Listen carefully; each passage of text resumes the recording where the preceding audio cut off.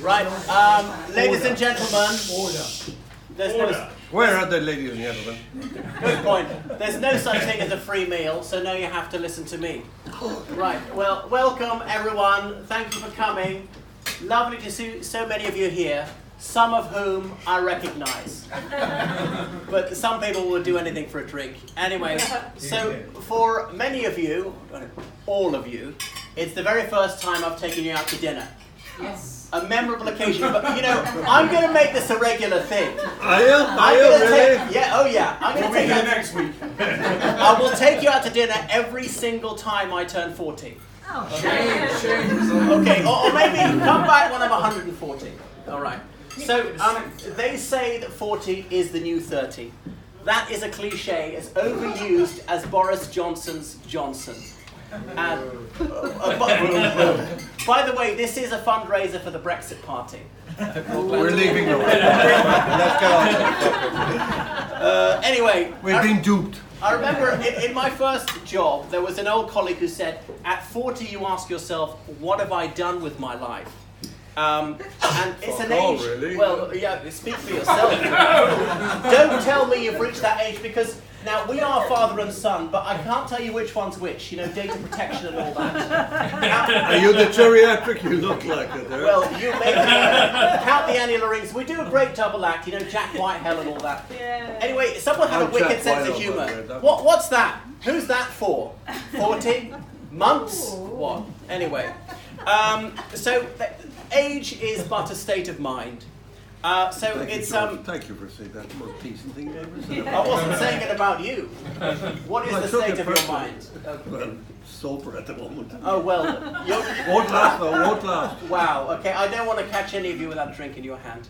But anyway, it's a number of years since I was born in Ireland. And, sorry, despite being Irish, I'm going to disappoint you all by not delivering this oration in the Irish language. Anyway, it's a rich irony that I speak more Chinese than Irish, which is to say not very much. Now, I have often been accused of being English. It's a malicious rumour, and I assure you it's not true. But anyway, I remember, as many an Irishman, in my late teens, I fetched up in London. And so I was seeking work, of course. I would go up to building a site and say, lads, would there be any chance of a start? So, for some reason, they didn't take me entirely seriously. Anyway, you won't believe this, but I have been accused of being a plastic paddy. I can't think why. But cast your minds back to the year of grace, 1979. So it was just 6 days after Lord Mountbatten took an unscheduled dip. Relations between England and Ireland were not the most cordial. And there was a most distinguished visitor who came to Ireland for the very first time to mark my nativity, His Holiness the Pope. So he did request an audience with me, but my mother told him that I had a busy schedule. She'd already dubbed me Guzzler, so what's changed? Anyway, I once harboured a ambition myself to become the Roman Pontiff. I have not yet ascended the throne of St. Peter, but you know, any Catholic man can become the Pope. You may be aware of that. So the last time the Pope decided to retire, I kept my phone switched on for the call which never came. Anyway, better luck next time. So I was delivered by an Indian immigrant to Ireland, Dr. Pillor. He has a lot to answer for. Dr. Pillor liked the rice. And I think from him, that imbued me with a lifelong affection and fascination for India. And now we've got a half-Indian doctor in charge of us in Ireland, so plus ça change.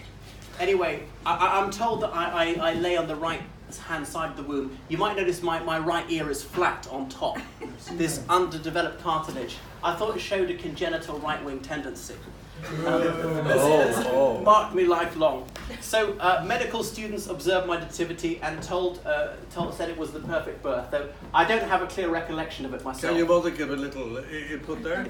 Well, she said she went straight to sleep, but I mean, she woke up to a beautiful dream. Anyway, I'm not sure I've followed it with an equally blameless life. So anyway, I'm going to edify you with this prolix disquisition. I am a latter-day Demosthenes. and I have reached a significant age, as you may be aware. So now I am almost grown up.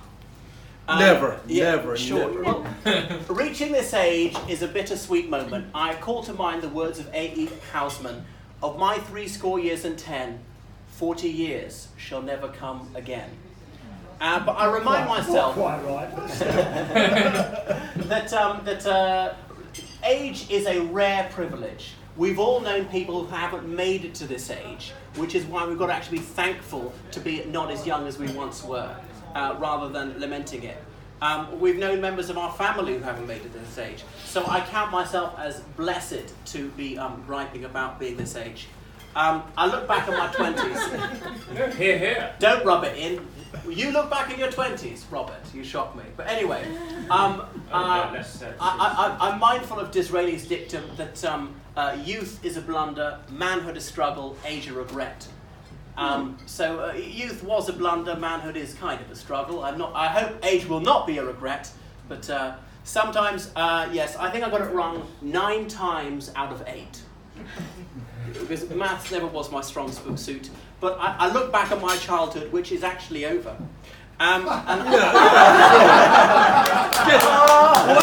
it back in your cup. Okay. Incredible. Give him a dump tit there. Give him the dump tit. Put Okay. back in the cup. I could be a second childhood, but I've never left the first one. And I spent so much of it poring over maps, wanting to be a walking atlas, fantasizing about these countries I might visit, and I've made a lot of it happen. So always intrigued by other countries and languages. So I try not to have too many regrets, and occasionally give myself a pat on the back for the odd decision that I got right. What was that?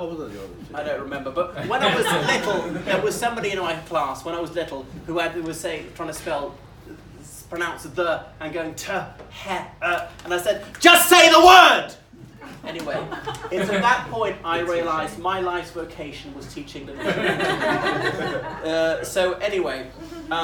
Anyway, I reflect on all the moronic and discourteous things I've said and done, and I thank my lucky stars that you're all still speaking to me. So it could all have been far, far worse. That's my philosophy. By the time I was 18, I'd lived in 18 houses, and I craved belonging. And I had this silly idea of being posh, but then I realised I wasn't. So I'm sort of a down start, a posh chav. Good so word. I was afflicted by status anxiety. Good word. So, well, exactly. I remember when I was at Oxford, the happiest time of my life, and I really got to know Robert well. The two facts are related. A bromance, Robert. A bromance. Do you know about this, Amelia? Yes, you. He has a pass. Back then, I spent a third of my money on alcohol. Robert spent 3/3 of his money on alcohol. But anyway, 2/3 of my money I just squandered. Anyway, there was a dangerously high level of blood in my alcohol stream. I wonder where I got that from. It was not your old father. You're not picking him. What a blithe time in such a marvellous ivory tower. And then I graduated, and I had a very painful head-on collision with reality. So I wanted to continue this splendid lifestyle that I had at varsity. So I went into teaching, and I made the shocking discovery that not every school is Eton. But anyway, so I'm sure schools are better off without me. I spent a catastrophic 12 months at a Catholic madrasa called Ampleforth. But the monks there had a slogan, "No child's behind left." When I discovered behind left, I decided to move on to pastures new. Anyway, though I say it myself, and conceited though it sounds, I was too clever for the job. That's conceited. I would think that's conceited. But anyway, I did have a positive effect on some of my pupils, and I remember some of them fondly, and not all of them loathed me. So then I became a private tutor for oligarchs. No funny, huh? Well, they made their filthy lucre by oil, and I was forced to coin the term oiligarchs. And it was a revelation working for the rich and infamous. It taught me what we should all know, that money does not guarantee happiness. I briefly worked for the richest man in Russia. Okay, he's called Alexei Mordashov. Mordashov is known as More-Cash-ov, but he was the most miserable curmudgeon you'd ever meet. I learned that happiness is a choice. That's my philosophy. There are people who are terminally ill who are happy because they've decided to be happy. So I try not to self-flagellate over much for my many injudicious decisions. I'm striving for self-absolution. I stayed in jobs I should have left, and I left jobs I should have stayed in. So I've got to not torment myself with these paths not taken. It won't do me any good, as Alex told me. So, The wise woman. exactly. The wisest in the family. Anyway, Well, long so shot. I'm pleased to reach this age without yet being bald. Now, I haven't, and Robert often said to me, those whom the gods wish to destroy, they first call promising. So I've achieved... Robert, did you say all that? Did you? No, it was Cyril Connolly. Robert Money, Cyril Connolly, spot the Billy difference. Connolly, I think, was it? It was Cyril Connolly. But anyway, enemies of promise. So I've only achieved a fraction of what I hoped to. I've not been awarded a Nobel Prize yet. Hope springs eternal in the human breast. Alexander Pope, local man to hear. Yes, indeed. Anyway, so I've had some fantastic times. Life certainly hasn't been dull. It's been such an adventure, thanks to all of you. And I've been to over 90 countries. I published a book. Occasionally, I raise some chuckles. So when I was little, I read what Polonius says in Hamlet, to thine own self be true. So I've tried to live my life that way and be contramundum. I never wanted to be chained to the desk. I thought an office job was a living death, but some of you will confirm that. So I've never owned a car, I've never had a mortgage, I've never got married, so I consider myself a very high achiever. I'm too young for these things. I don't know that I agree with that. But I'm intensely conscious of mortality, and it's a sobering thought. There may not be as much time ahead as there has been behind.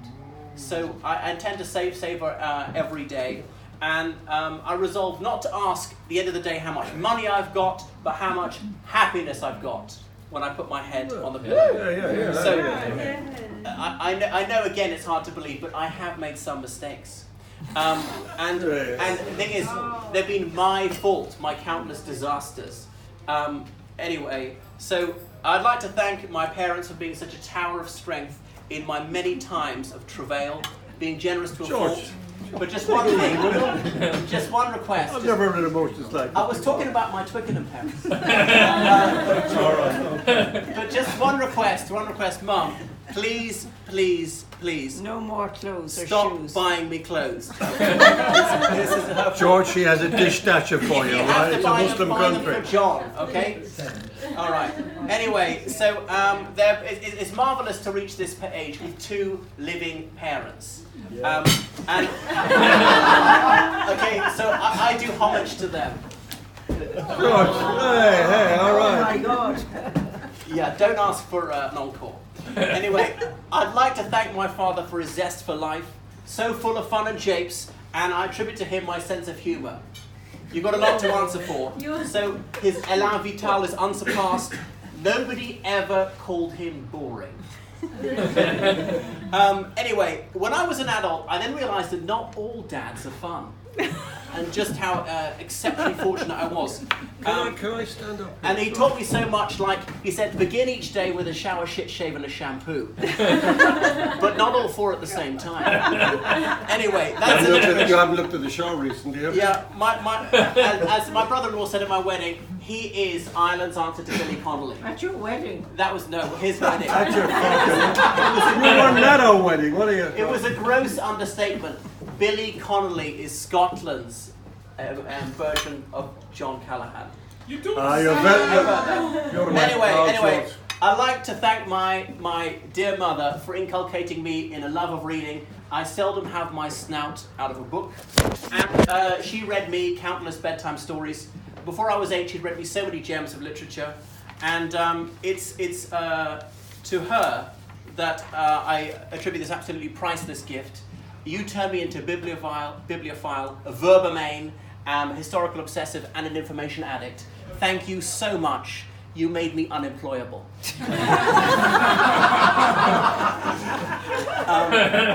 Anyway, so I reflect on the things that Thanks, really George. brought me What happiness. a disaster I was. Is it bibliomania is a criminal sort of thing? Is it bibliomania? Well, they're stealing them. Well, they're maniac about books, but they're probably a biblioclept. but let's not talk about that. What about that book? Anyway, I was going to say, you know, the real purpose of this party is so you can all exchange embarrassing anecdotes about me. Have you got a few? Anybody around there? I don't. Anyway, so what makes me happy is friends, theatre, comedy, travel, meeting people. Meeting some people, taking exercise, light exercise, very light exercise. So I've been doing a lot of weightlifting, lifting food to my face. George, let me feel your pics. That's as much as it goes. Good, are they good? Okay, as you can see, I beat anorexia.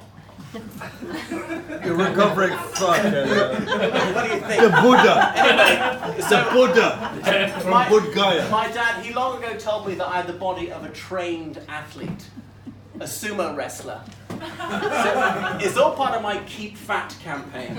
Anyway, so when I was 6, and I never forget this kind of thing, Mum quoted to me an ode to the distant prospect of Eton College, "Where ignorance is bliss, 'tis folly to be wise." So now I'm older and unwiser than ever. But I've developed a few dicta, so forgive me. I'm going to have to quote some sagacious sayings from the Bard of Avon. Being good and doing good, I know, comes at a very high price. And a child's first observation is so true. Life is unfair. It's a very cruel and unjust world, but I am one of the fortunate ones. I've learned that no good deed goes unpunished, and hell is of other people. But conversely, heaven is also other people. So honesty is so often the worst policy, and sometimes people will never forgive you for telling the truth. So don't tell it to me, and neither a borrower or a lender be. So my aphorisms are to never waste a moment and never waste a penny. Every penny should be something enjoyable or something necessary that you spend. I've learnt, do not be brave. People will not recognize you and don't expect any reward. Like Thomas Gray said, paths of glory lead but to the grave. Morality be damned.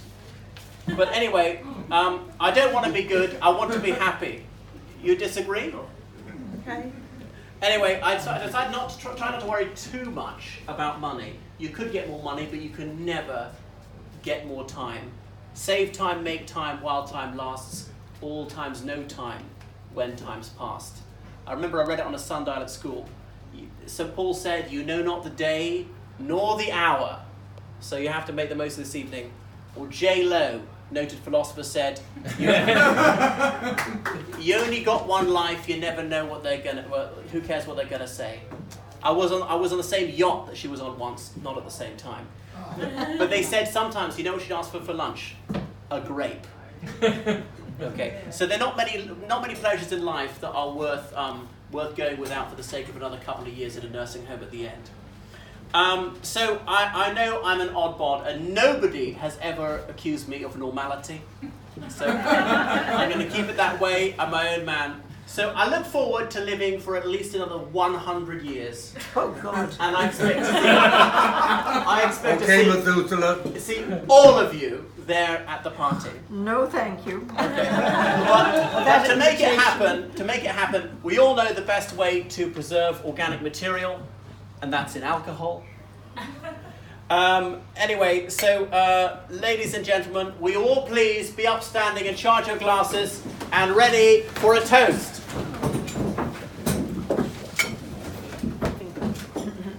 Okay, with H2O if necessary. So ladies and gentlemen, I propose a toast to long life!